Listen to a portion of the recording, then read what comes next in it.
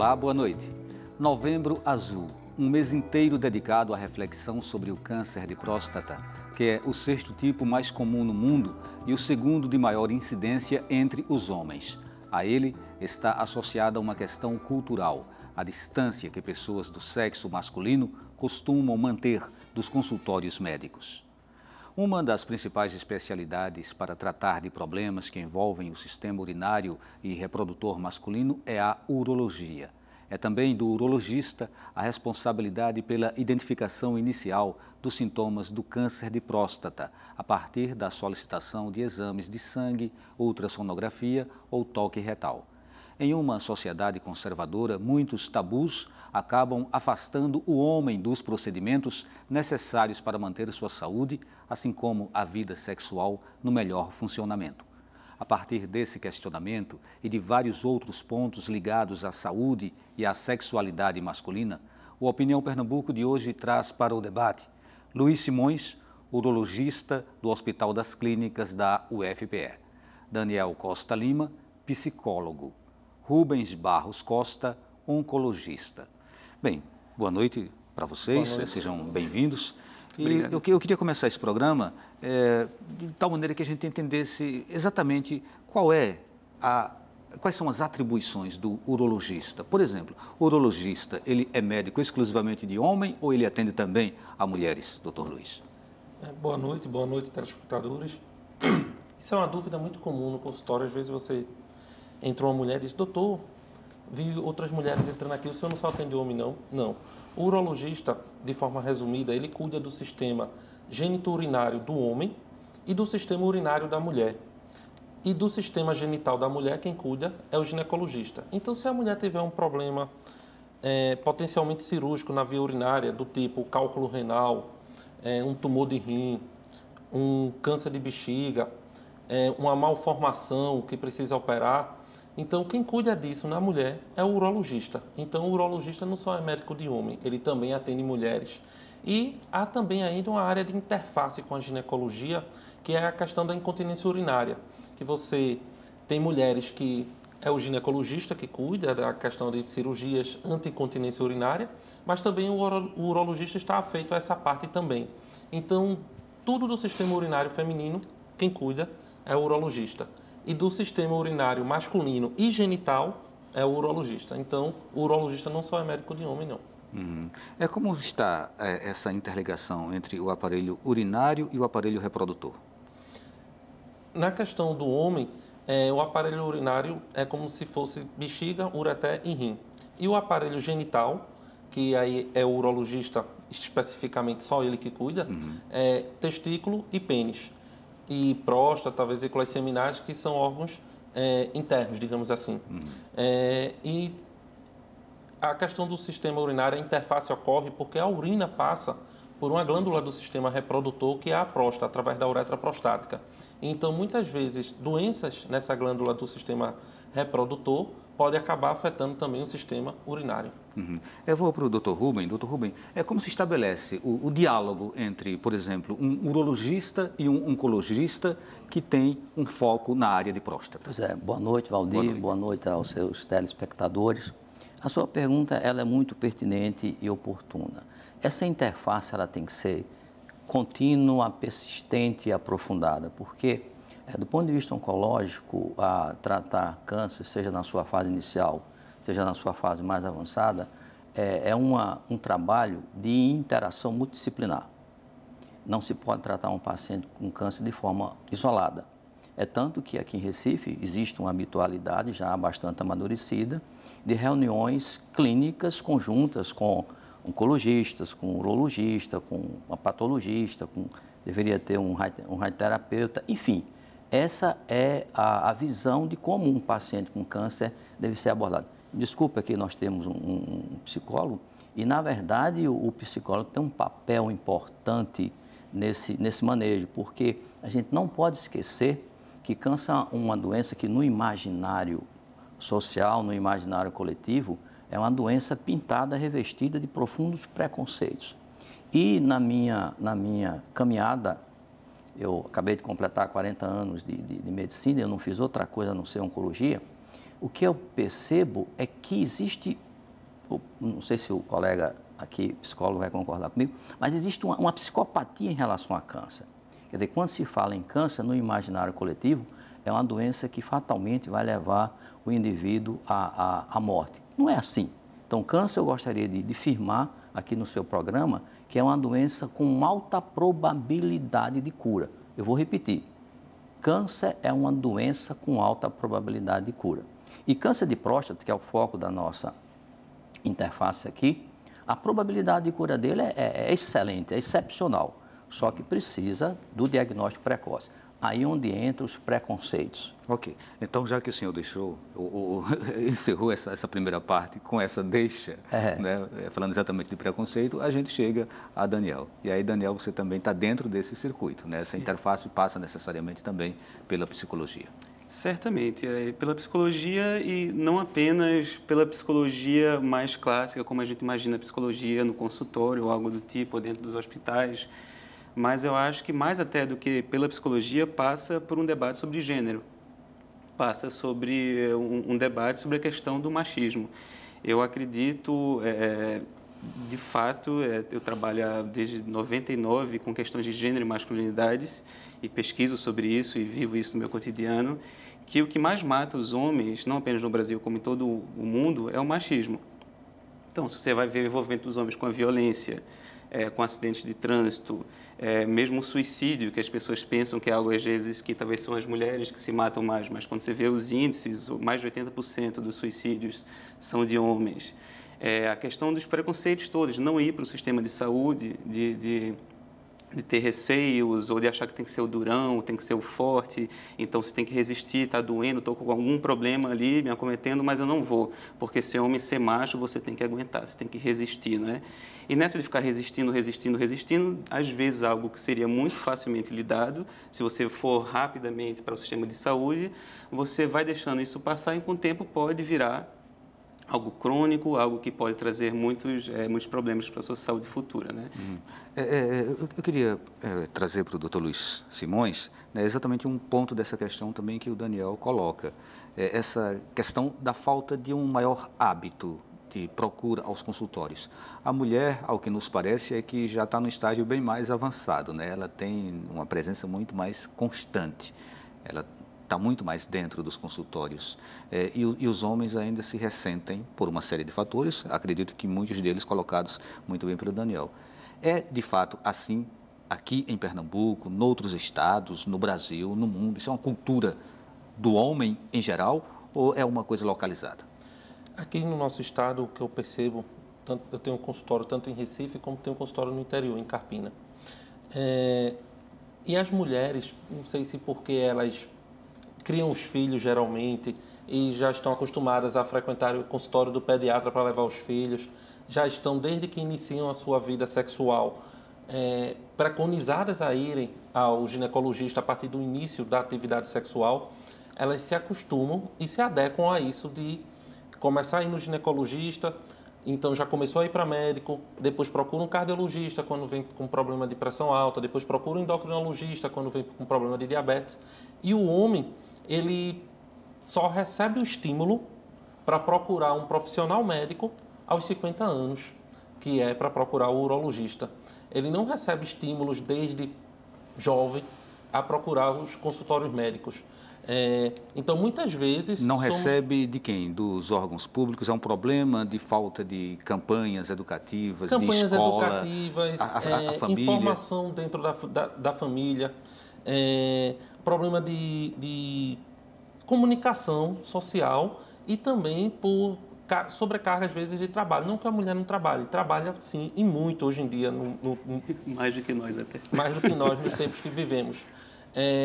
Mas a mulher conseguiu já isolar o seu tempinho naquele mês para poder procurar ajuda médica. E o homem sempre com aquela questão de postergar, de só ir se sentir alguma coisa, cultural isso, mas que hoje em dia, graças a Deus, a gente vem notando uma diminuição com as campanhas que estão surgindo do homem procurar mais os cuidados com sua saúde. Uhum. O que ocorre é que muitas vezes na primeira consulta com o urologista que vem o diagnóstico de diabetes, que vem o diagnóstico de hipertensão, porque coisas que eram para ter sido diagnosticadas rotineiramente antes, mas que foi postergada a ida ao médico. Tudo isso tem a ver com a questão da educação, né? Que o senhor tanto queria destacar. Eu queria colocar. Eu acho que a gente está abordando um tema que ele é singular, é particular. Chama-se câncer.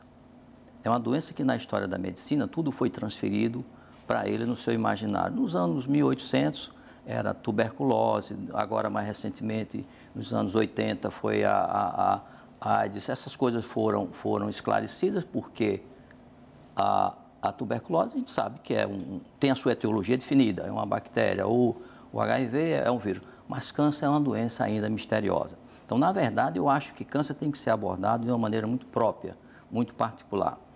Eu concordo com o meu colega urologista colocou, eu acho que existe, com o que o psicólogo colocou também, eu acho que existe um certo envolvimento de trabalho, falta de motivação, eu acho que existe o machismo, mas eu acho que a gente tem que olhar para a doença.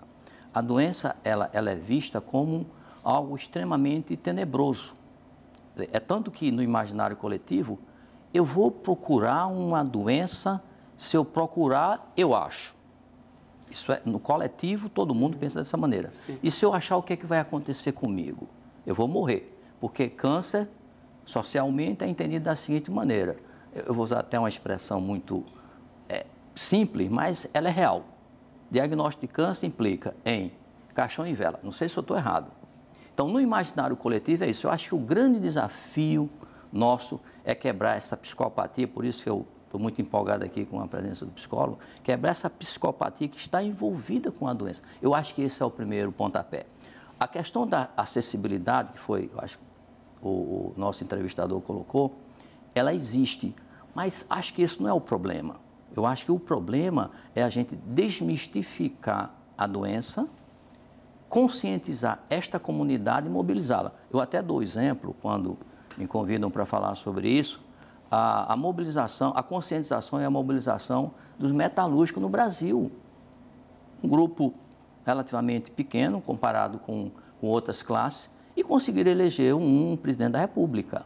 Então, eu acho que sensibilização, conscientização e motivação na luta contra o câncer é a essência das nossas motivações. É por isso que eu acho que a gente tem que colocar a questão, primeiro, da educação, que é o instrumento mais importante na luta contra o câncer, na minha maneira de entender, e a questão da mobilização, da acessibilidade, melhor falando, aos meios diagnósticos, aos tratamentos. Eu acho que é a coisa mais simples.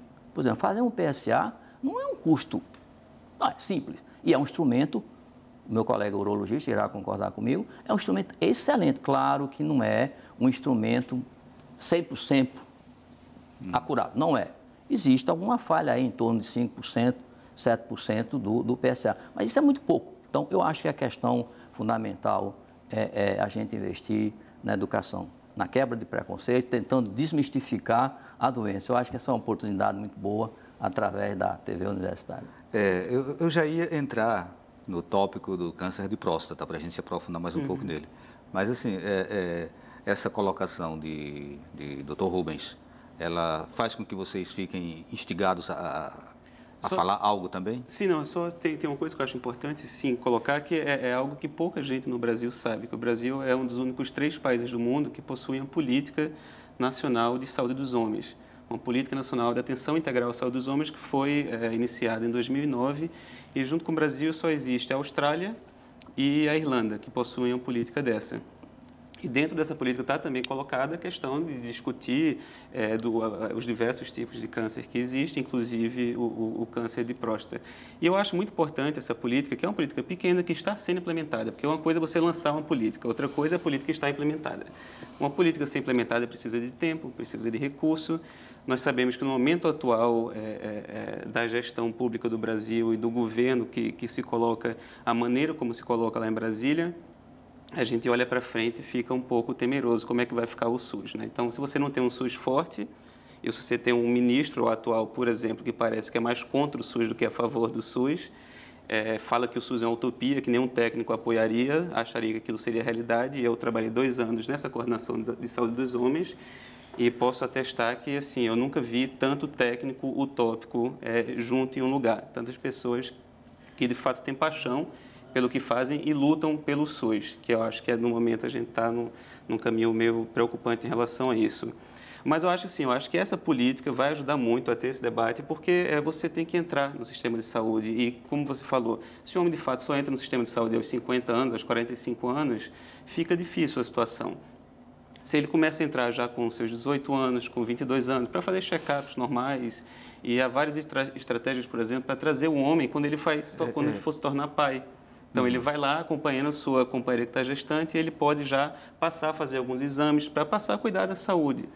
Em termos práticos, como que isso poderia chegar à população? Seria através de campanhas publicitárias, distribuição de folhetos, de Sim, e é o tipo de trabalho que vem sendo feito, né? Essa política, ela nasceu, existe uma coordenação central lá em Brasília.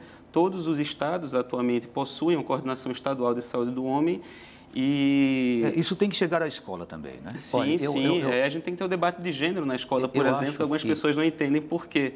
Debater gênero na escola, por exemplo, é você debater a saúde, é você conversar com os meninos, que a gente também tem que prestar atenção na nossa saúde, por exemplo, né? Essa ideia de trazer o homem para o pré-natal da mulher seria uma ideia que a gente introduziria o homem no sistema de saúde muito mais cedo do que ocorre hoje em dia. Sim. E acho que é bem viável do tipo que o governo pode, olha, para ter o parto nessa maternidade, você tem que fazer o pré-natal nessa maternidade faz a obrigatoriedade do pré-natal você trazer seu companheiro numa consulta. E quando eu acho que a questão que o Davi levantou, ela é importante. Eu acho que tudo passa pela educação.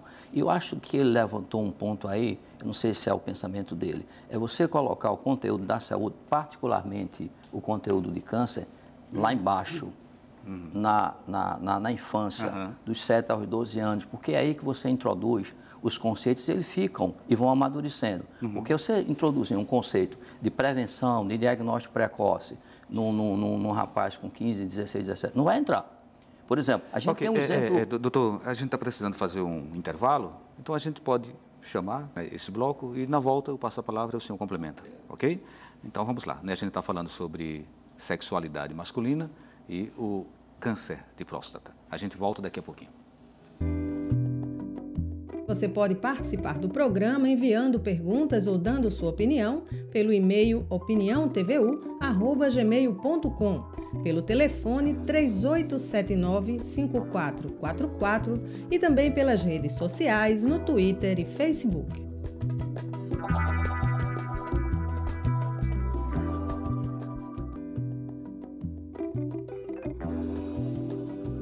O Opinião Pernambuco está de volta com o tema Urologia e Sexualidade Masculina. Participam Luiz Simões, urologista do Hospital das Clínicas da UFPE, Daniel Costa Lima, psicólogo, Rubens Barros Costa, oncologista.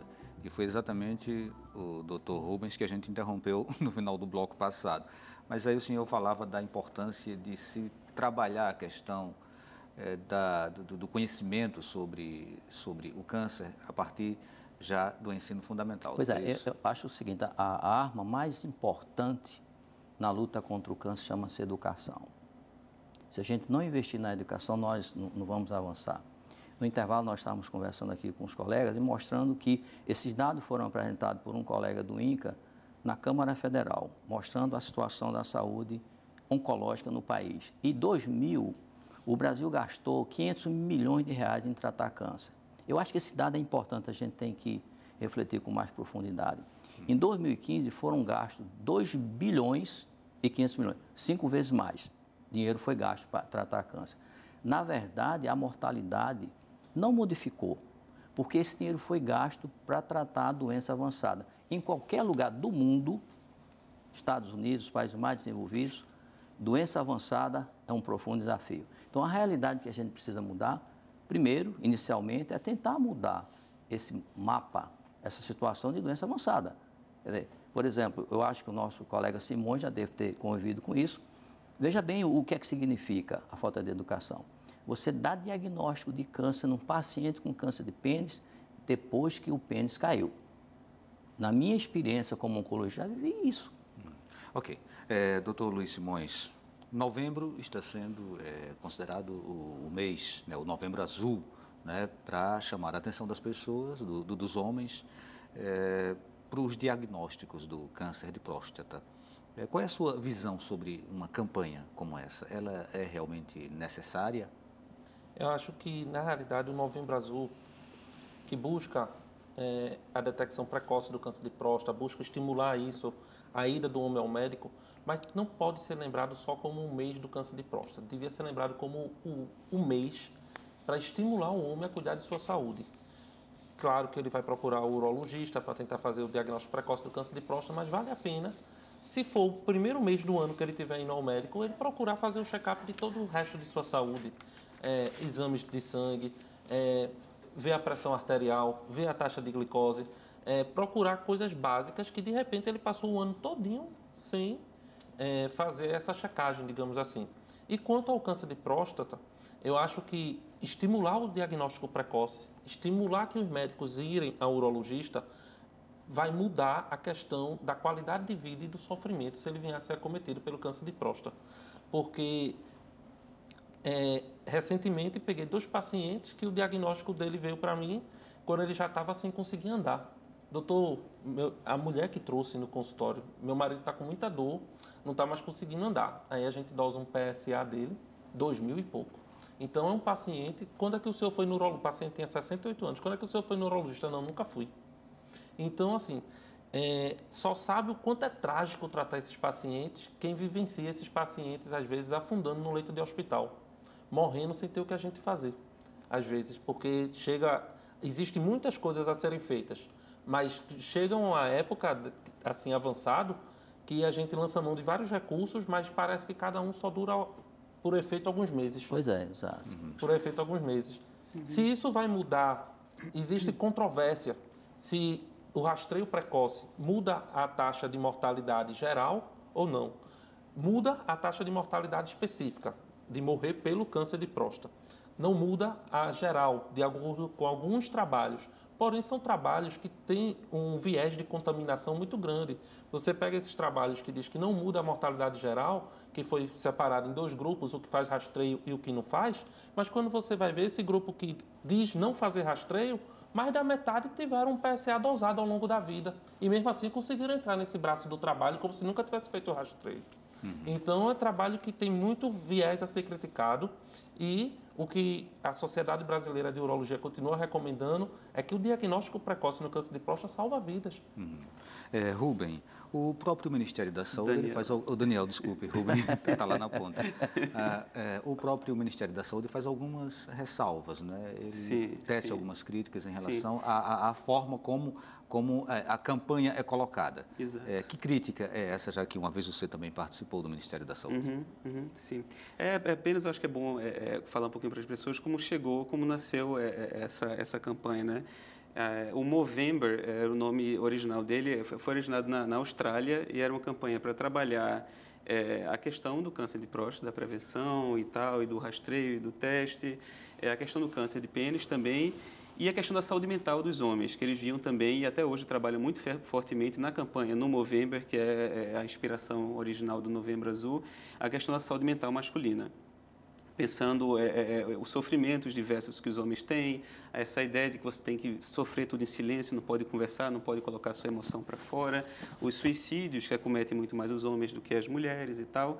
E essa campanha chega aqui no Brasil e, ao meu ver, infelizmente, ela chega com foco exclusivo na questão do câncer de próstata. Esses outros assuntos um pouco ficaram perdidos no início. Felizmente, como você colocou agora, Luiz, esse ano eles começam a trazer um pouco mais também dessa questão da saúde integral.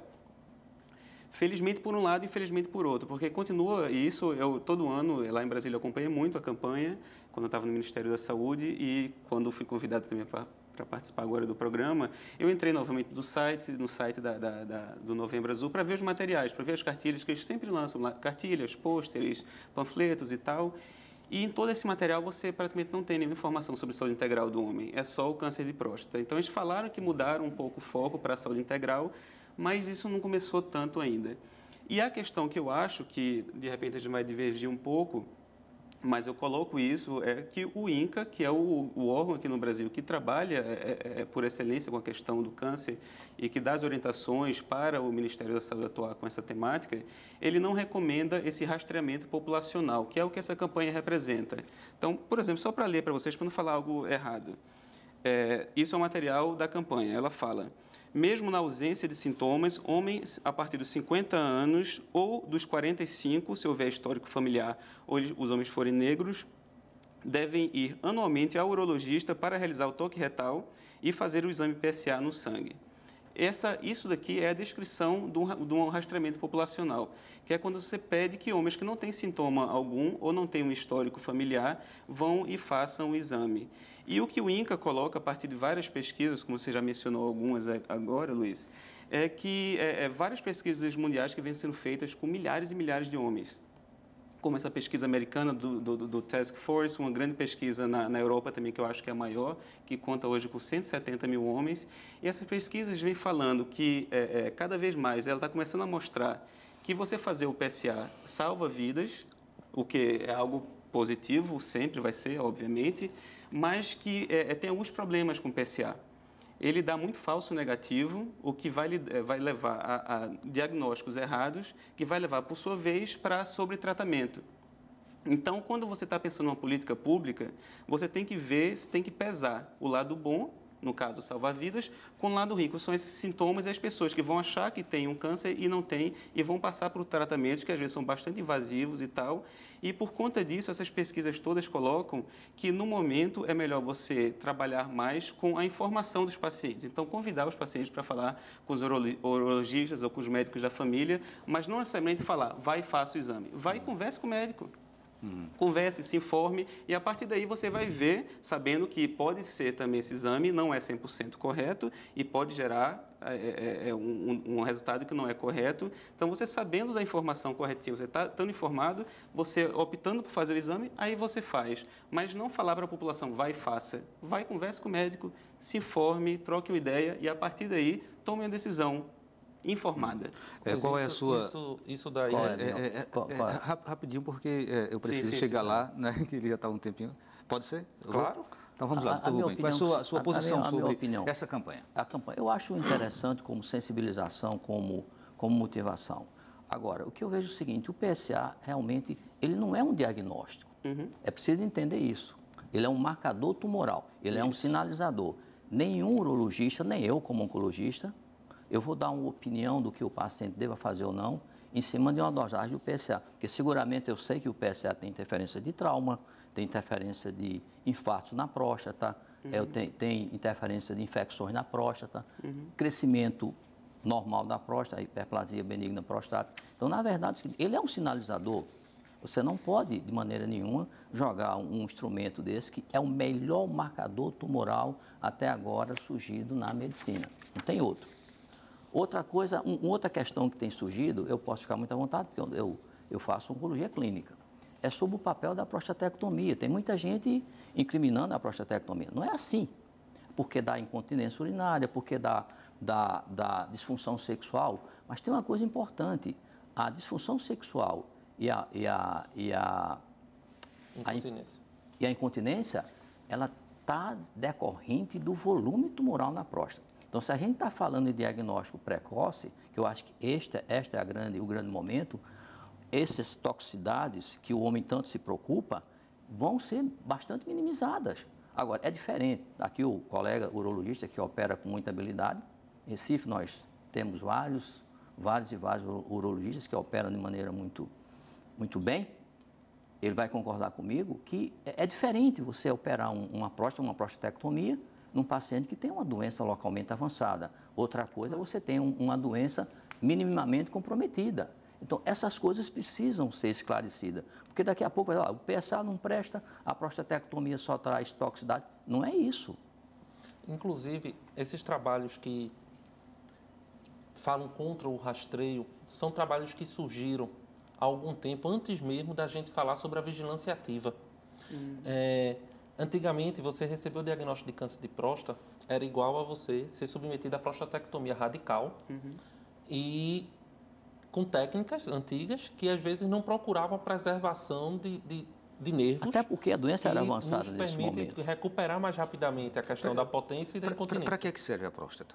A próstata é um órgãozinho que fica embaixo da bexiga e ela tem como função produzir parte do líquido seminal, que vai servir para nutrir os espermatozoides. Entendeu? Então, ela serve para nutrir e propiciar um ambiente que os espermatozoides naquele líquido consigam permanecer vivos no trajeto que vai desempenhar. E também porque o espermatozoide vai passar por um trajeto que, teoricamente, é ácido, que é por onde passa a urina. Então, a secreção prostática alcaliniza e fornece nutrientes para os espermatozoides poderem passar sem serem mortos pelo trajeto uretral. Além disso, o PSA que é produzido na próstata serve para liquefazer o esperma. É tanto que após ejacular, se você observar seu esperma após ejacular, vai ver que ele com o tempo começa a ficar mais ralo, digamos assim, mais liquefeito, que é para evitar, depois que o homem ejacular, que o resto de esperma que fique na uretra acabe ficando meio pastoso e obstruindo a uretra. Então serve também para liquefazer. Essa enzima PSA serve para liquefazer. E como o Rubens falou, o PSA, qualquer afecção na próstata pode fazer o PSA subir, não só câncer. Então não adianta só o paciente fazer o PSA e não procurar o urologista. Ele pode estar com o PSA aumentado devido a um aumento benigno da próstata, uma prostatite, às vezes fez uma cirurgia, às vezes teve relação sexual, tudo isso pode fazer o PSA aumentar. Então não adianta só fazer o PSA. Mas voltando a falar aqui sobre fazer ou não o rastreio populacional, como eu estava dizendo, esses trabalhos que se mostraram inicialmente contra, eles tinham um viés de contaminação do braço, que dizia que nunca fez um rastreio, que na realidade a grande parte daqueles homens ali já tinham dosado um PSA na vida, e mesmo assim conseguiram entrar no braço como se nunca tivesse feito um rastreio. E são trabalhos que iniciaram antes da época da vigilância ativa. Hoje em dia, a gente tem pacientes que acompanham que têm o diagnóstico de câncer de próstata. Um câncer de próstata que a gente chama de indolente, de muito baixo risco, e que, frente a eu expor para ele os riscos da cirurgia, as comorbidades da cirurgia e a opção dele não operar e ficar fazendo a vigilância ativa, acompanhando-se com uma rotina aumentada e exames, digamos, uma biópsia anual, às vezes ressonância multiparamétrica, mas era um paciente que conseguia ter acesso a tudo isso anualmente, então esses pacientes optaram por não operar. Então, hoje em dia, a gente consegue, com um rastreio precoce, diagnosticar aqueles casos que têm câncer, e se for um câncer indolente ou de muito baixo risco, a gente pode só acompanhar, sem expor o paciente às comorbidades de um supertratamento. Entendeu? Daniel, quando se fala fazer exame de próstata, normalmente a sociedade já associa a fazer o toque retal. Né? E isso tem sido, ao longo da história, né, da nossa civilização, motivo, inclusive, de afastamento, né, por conta exatamente de um tabu exagerado, de um preconceito exagerado. Piadas homofóbicas e sexistas e toda sorte. Isso ainda é muito forte na medida em que surgem outras formas de se fazer esse diagnóstico, ou pelo menos a sinalização inicial, como PSA e a ultrassonografia?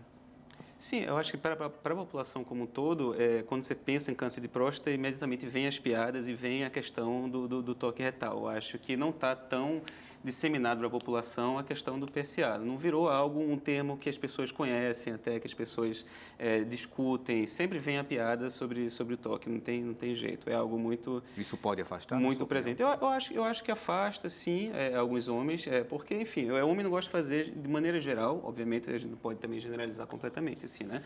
Mas um grande número de homens não gosta de fazer exames. E esse, em especial, devido a toda a questão do homem machão e tudo mais, eu acho que afasta ainda mais. Mas só para voltar uma coisinha assim, em relação ao Novembro Azul. Eu acho que o Novembro Azul ele se torna interessante quando você tem um número grande de homens que escutam falar da campanha, que a campanha está disseminada, está em vários lugares, e como o Ministério da Saúde está lidando com isso hoje em dia. Porque a porta de entrada da saúde do homem não é o urologista, o médico do homem não é o urologista, o médico do homem é o clínico geral, é o médico da família que está lá. Isso, quando eu falo em homem, só para deixar claro, eu estou falando dos homens que utilizam o sistema público de saúde, utilizam o SUS. Eu não estou falando que é a maioria da população, né? 77% da população brasileira, mais ou menos, é usuário do SUS. Então, eu estou falando dessa população mais pobre, que utiliza o SUS, que não tem o seu plano de saúde privado e tal. E a porta de entrada para o SUS é a unidade básica de saúde. São esses postos de saúde que tem nas comunidades, que tem nos bairros. Então, o homem, ele escuta, ele vê na TV a informação sobre o Novembro Azul. E ele vai para lá. Mas qual é, ao meu ver, o que é que tem a acontecer? E essa é a informação do Ministério da Saúde, que esse homem vai e muitas vezes chegam homens com menos de 40 anos, com menos de 30 até. Porque ele só escuta, faça e tem que fazer precoce. Mas quando você faz, tem que fazer precoce, então 20 anos é mais precoce do que 30, 30 é mais precoce do que 40. Então, muitas pessoas, como informação de campanha, ela é passada de maneira meio errônea, às vezes meio rápida, muito sintética e aí confunde. Mas se esse homem chegou lá, então aí o médico, a médica, vai dar a informação correta para ele. Vai falar que ele não precisa fazer, porque ele não tem idade ainda para fazer, que o sistema de saúde projeta isso um pouco mais para frente. E esse homem vai ter a oportunidade de ser convidado a cuidar da saúde dele, a discutir sobre saúde pela primeira vez da vida. Ok. Talvez, né? Ok, vamos a mais um intervalo e daqui a pouco a gente volta no Opinião Pernambuco. Você pode participar do programa enviando perguntas ou dando sua opinião pelo e-mail opiniãotvu@gmail.com, pelo telefone 3879-5444 e também pelas redes sociais no Twitter e Facebook.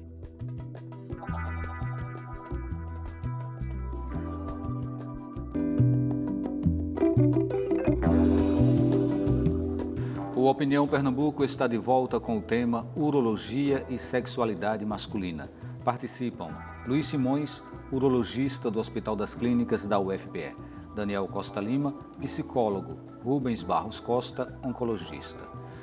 Dr. Rubens, algumas vezes homens chegam no consultório e o médico, o médico urologista, ele pede apenas o exame do PSA e depois vai para a ultrassonografia e não faz o toque retal.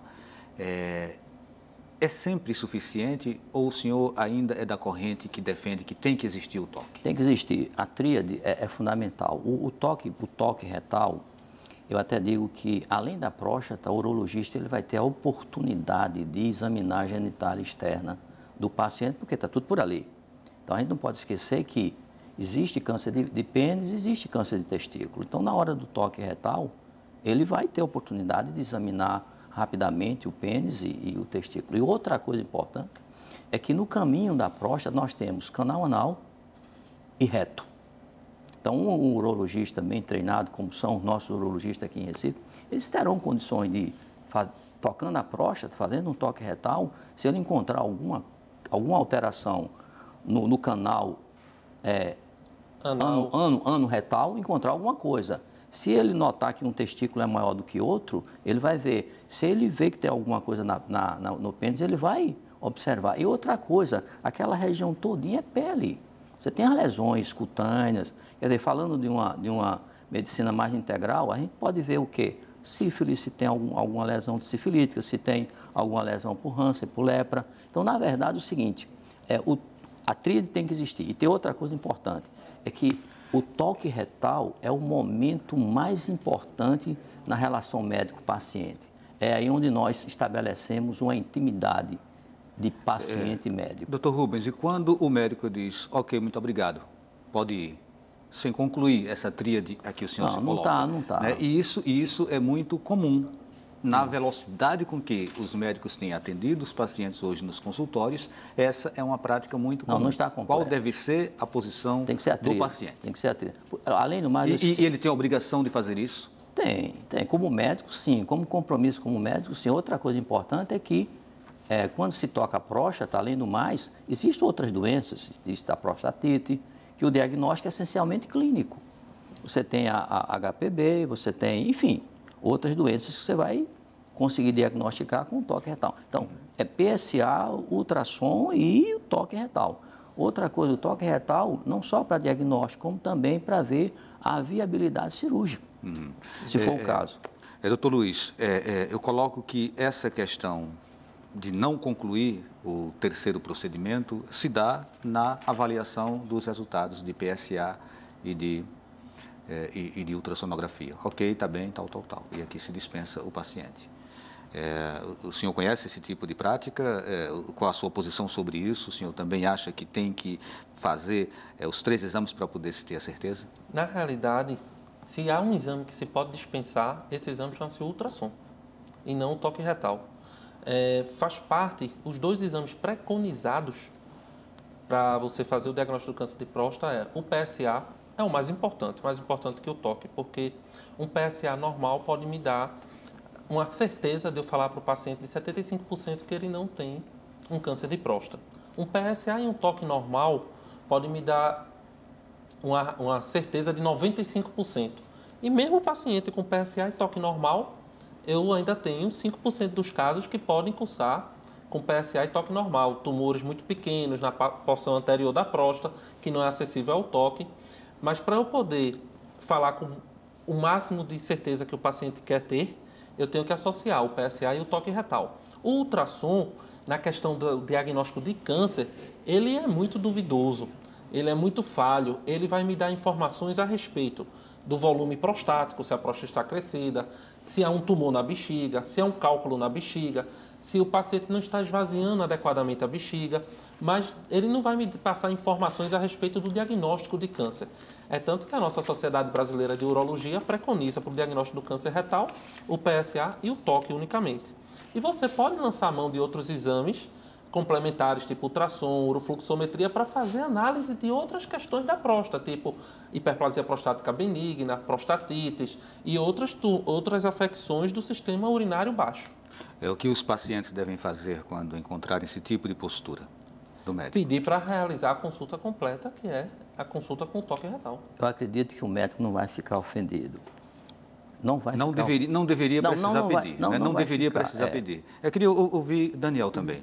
Daniel, dificilmente o paciente, às vezes, se sente um pouco intimidado e nem pede, né? E esperando que essa seja uma atitude do próprio médico. Qual é a tua opinião?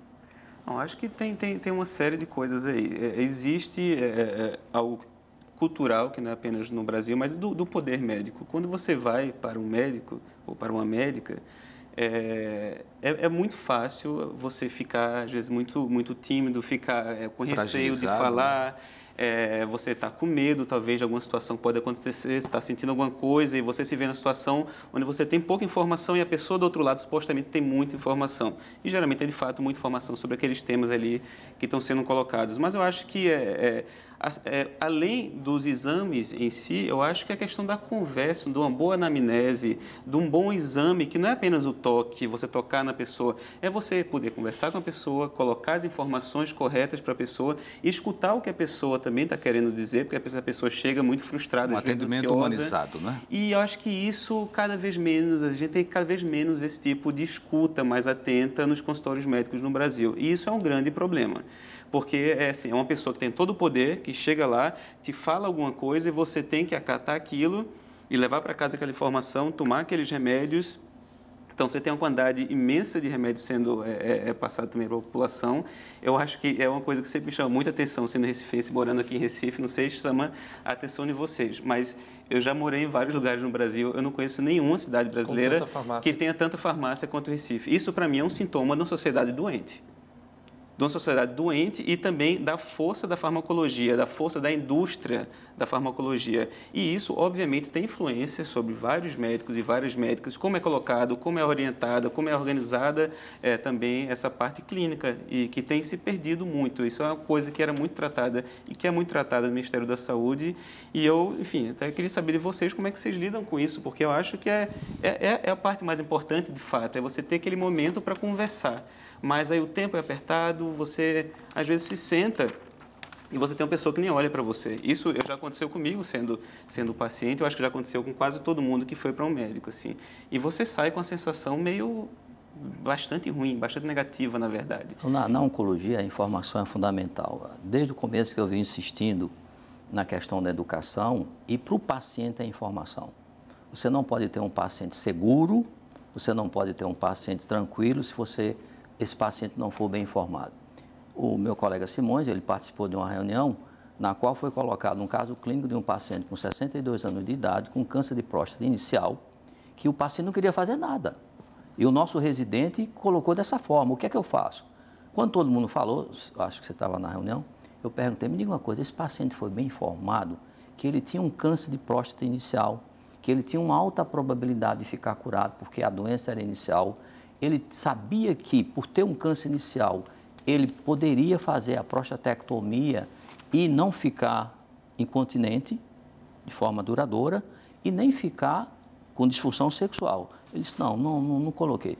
Coloca para o paciente. Ele colocou, na semana seguinte voltou e disse, não, o paciente entendeu.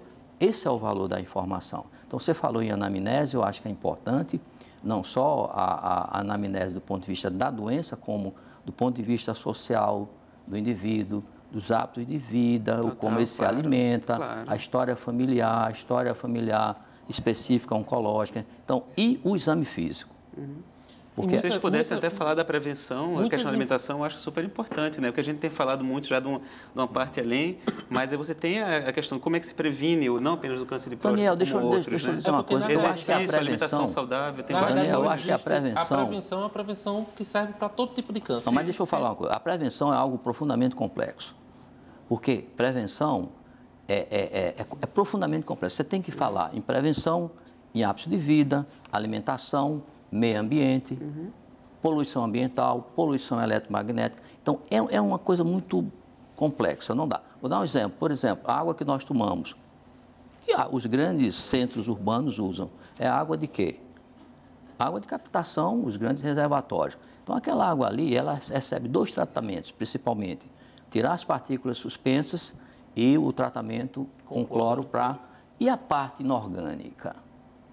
Os metais, as substâncias ali dissolvidas. Isso aí não é feito quase em nenhum lugar do mundo. E esse é o grande problema. Você falar sobre prevenção, você teria que falar sobre isso, falar sobre a agricultura, a chuva ácida. Quer dizer, é imenso. Então, na verdade, é o seguinte, no momento que a gente tem que falar, esse tema tem que ser abordado, eu concordo com você, mas o impacto é muito grande. O que a gente, no momento, tem a fazer é falar sobre diagnóstico precoce. O que a gente vai chegando à conclusão é de que, assim, existe uma infinidade de possibilidades para a gente aprofundar, né? E, infelizmente, um programa de 1 hora ainda acaba sendo muito curto. E por isso que eu queria trazer também perguntas do público e trazer para você, tá? Se você diz aquilo que você queria dizer de uma forma bem rapidinha e dá a resposta para o Wilson do Jordão. No que a vasectomia pode interferir na próstata? A vasectomia, existem trabalhos que são controversos. O trabalho de 2006 que diz que homens vasectomizados teriam maior incidência de câncer de próstata. Já tem trabalhos que dizem o contrário. Então, assim, vasectomia não leva a câncer de próstata e nem previne câncer de próstata. Não há nada comprovado em relação a isso. O que é a vasectomia, a complicação mais comum da vasectomia, que é rara, mas é a mais comum, é uma dor testicular que pode ocorrer, mas é numa pequena percentagem dos pacientes que se submetem à vasectomia. Isso então, depois de muito tempo de passar pela vasectomia. Então, para a próstata, a vasectomia não leva a nada. Inclusive, o volume ejaculado de quem faz vasectomia continua o mesmo. A pessoa não vai assim, notar, que é uma dúvida comum dos pacientes que chegam no consultório que vão fazer vasectomia. Doutor, vai diminuir a quantidade que eu ejaculo? Não, não vai diminuir nada a quantidade que ejacula. A única coisa que vai deixar de sair são os espermatozoides, que são células microscópicas, que não dá para a gente ver a olho nu e que não vai fazer alteração em nada do volume que a pessoa ejacula. Tá, e o que é que você ia falar? Eu ia falar sobre a questão da prevenção da próstata, que na realidade não existe nada comprovado que previne o câncer de próstata, a não ser o que já se sabe que previne todo tipo de tumor, que é uma dieta saudável, que é evitar o sedentarismo, que é evitar a obesidade, que isso daí previne todo tipo de câncer de próstata, previne depressão. Eu acho que hábito de vida saudável, boa alimentação, previne tudo. O grande problema de você falar na prevenção é o seguinte, é que o indivíduo faz tudo isso e ele vai ter câncer de próstata. Por isso que você tem que tomar cuidado. Você tem muita gente que fuma a vida toda e não teve nada. Tem mais uma pergunta aqui. Não é? Tem mais uma pergunta aqui que é de Alberto Silva, da Boa Vista. Tenho 67 anos, fiz biópsia, não deu nada. Depois disso, o esperma começou a diminuir. O fato dele ter feito a biópsia não é o que levou ele até essa diminuição da produção de esperma, não. Ele tem 67 anos, possa ser que ele esteja na andropausa, onde pode ocorrer uma diminuição pela própria idade, não pela biópsia em si. Fazer uma biópsia de próstata não leva à diminuição da produção de esperma. O tempo chegou ao final, nós temos aí 30 segundos para cada um. Começar, doutor Pois é, eu acho que a grande mensagem que eu gostaria de deixar para os telespectadores é que a arma mais eficiente na luta contra o câncer chama-se educação. Que as pessoas têm que olhar para essa doença de frente e que a chance de alguém ter um câncer e ficar curado, hoje essa probabilidade é muito elevada. Precisa, no entanto, ter a possibilidade de ter um diagnóstico precoce. É diagnóstico precoce. A arma terapêutica mais eficiente é diagnóstico precoce. Ok. Daniel. Bom, gostaria de agradecer pela participação, assim, por ter sido convidado. Eu acho que eu só gostaria de falar para as pessoas para tentarem pensar a saúde de maneira um pouco mais ampla, né? E pensar que o câncer de próstata e os outros tipos de câncer também estão inseridos dentro dessa visão mais ampla da saúde. E para que os homens não tenham medo de chegar, de ir para a unidade básica de saúde do seu bairro, de buscar conversar com o médico, ou com a médica, ou com o enfermeiro e trocar informação sobre saúde e assumir hábitos mais saudáveis, de modo geral, que isso vai certamente trazer mais benefícios para a vida deles e para a vida da família como um todo, né? Que participar e cuidar da própria saúde, você vai estar cuidando da saúde da sua família também, se você for casado, tiver filhos e tudo mais. E eu acho que isso gera uma vida melhor, né, para todo mundo. Ok, obrigado. Doutor Luiz. Bem, queria agradecer, Valdir, agradecer também a Daniel, agradecer a Rubens pelo brilhantismo aqui da nossa entrevista. A informação que eu tenho para passar para o público acompanha a ideia de Dr. Rubens, que o diagnóstico precoce, não só para o câncer de próstata, para todo tipo de câncer, é a chave da cura.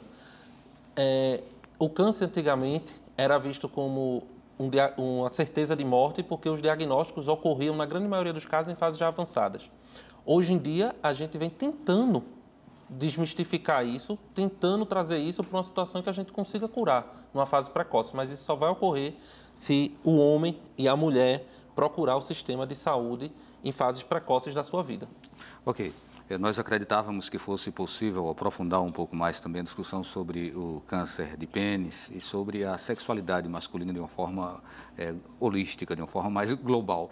Ficamos devendo um programa onde a gente possa tematizar, né, de uma maneira mais aprofundada esses pontos que eu acabei de colocar. Então, hoje a gente focou mais no câncer de próstata, como vocês puderam ouvir, e a gente espera que tenha sido importante para todos. A Opinião Pernambuco fica por aqui. A todos uma boa noite e o nosso muito obrigado.